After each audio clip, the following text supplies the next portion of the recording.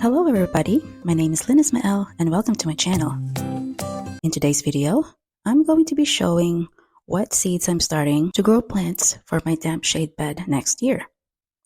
I have this area in my garden that is constantly damp. The reason being is that we have our drain from our sub pump draining towards it. So for the most part, it drains well, but if we get a lot of rain, it pulls. For the last 20 years, the trees have survived, except for the blue spruces, which tend to like the drier areas. So I just want to make sure that they don't die because they've reached maturity and they are quite nice to have. Another reason for me to plant in this area is that I already have water there. I might as well make use of the moisture that's in the ground. I want to grow plants that have potential as cut flowers and possibly support more types of wildlife as possible. Because we have rabbit pressure, I don't really want to spend that much money on plants that will just be eaten by rabbits. So instead of paying $25 for a perennial plant from a nursery, I can spend about $5 to $10 on seeds and grow them myself. And then if the rabbits eat it, oh well, I'm down $5 in theory. Makes it easier to swallow when you lose $5 than 3 plants that are $25 each. Starting from seeds, like I mentioned, are cheaper and you can grow more plants, which is more economical when you want to plant in drifts. When you plant in drifts, you get more impact. So that's what I'm going for. I store my seeds using large airtight containers. I believe this is a document box where you can insert filing folders.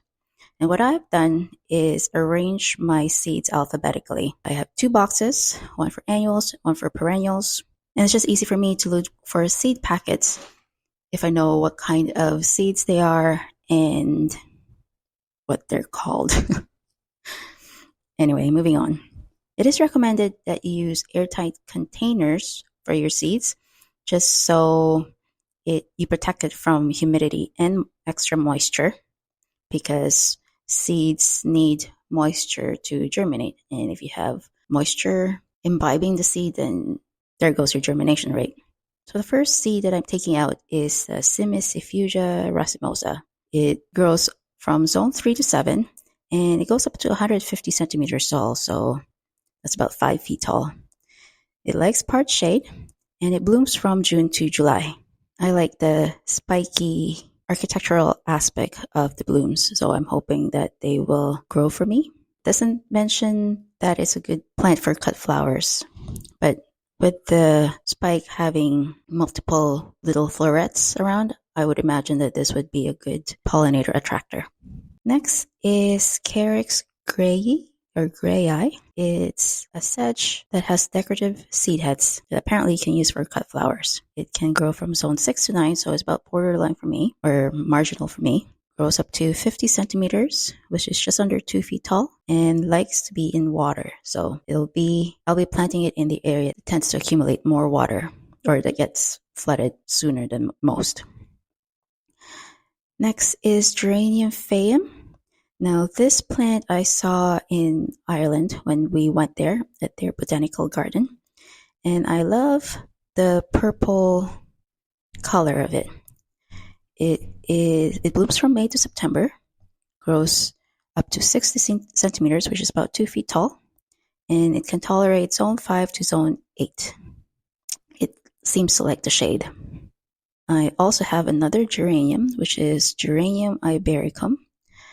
Grows up to 35 centimeters tall, so just above 1 foot, and blooms from May to July. Next is another grass, Luzula sylvatica, variety Solar Flare. It's a cool grass, and it blooms from April to July. It can grow from zone 5 to zone 8, about 30 centimeters tall. It's got these bright chartreuse leaves, and I feel like if I combine it with the Carex, then in terms of color, it would make interesting tapestry underneath those trees. Plus you need something vibrant in the shade to catch your attention if there are no blooms around. Next is Legaria stenocephala. It is a zone 4 to 8 plant, grows about 120 centimeter or 4 feet tall, and it blooms from July to August. It's similar to the Cimicifuga in terms of the flower structure. So once the Cimicifuga is done blooming, in theory, the Legaria will start its own show. It has interesting leaf structure that's large and I don't know the botanical term, but it's kind of serrated at the edge. So I'm hoping that with the leaf structure of the Legaria, it will contrast with the grass that I have planned on planting with them, the Carex and the Luzulas. Another type of Luzula is Luzula nivea.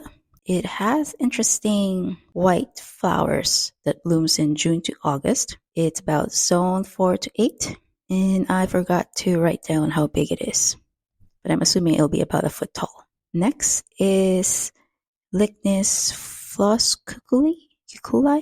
Common name is ragged robin. It blooms from May to June, zones 3 to 8. Goes about 40 centimeters, which is just above a foot, and likes moist soil. I like that it's got really raggedy pink petals, and it's got long, wiry stems. So I would imagine it's going to have good movement in the wind, and it just adds that nice airy element to the composition.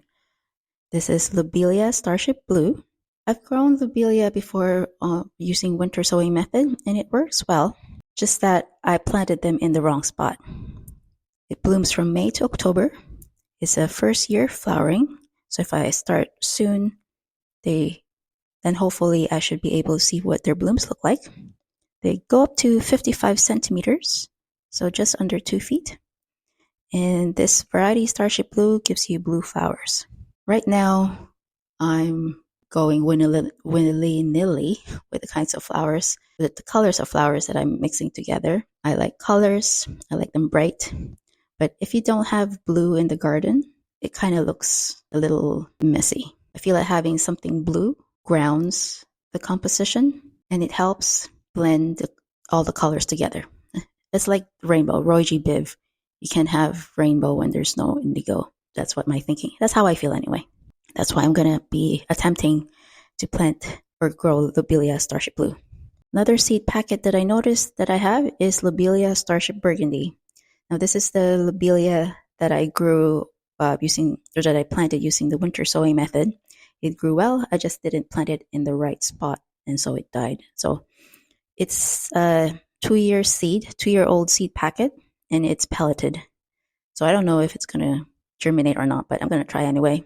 All right, so now I'm going to be germinating them using the plastic baggie method. I like using the plastic baggie method or paper baggie method because it's easier to get the seeds imbibe water when the surface is constantly moist. Not wet, but just moist. Give them the right temperature and the right amount of light. And in theory, they should grow or they should germinate. All right, with the plastic or paper baggie method, you need plastic bags. I got them from either Dollarama or Dollar Tree. They're the ones that either you can find them in the craft section or the party section where they have those gift bags. I don't use paper towels. I use coffee filters, the fine ones. I have a waterproof marker and a sprayer just to help me moisten. So basically, you take a coffee fine filter. I cut mine in half and then use 1/2 for each seed, moisten it, put the seeds in there, put it in the bag, seal, and then label. And once I have everything else done, I grab a container, put them all in one container, and then place it under my grow lights with some on top of a heating mat. I was scared that it's gonna cook my seeds, but it doesn't seem to have done that so far. So there you go. Hopefully you found this video helpful. If you haven't subscribed to my channel yet, please do. It just helps other people find my content. Try to show up here every Thursday. And until I see you then, bye.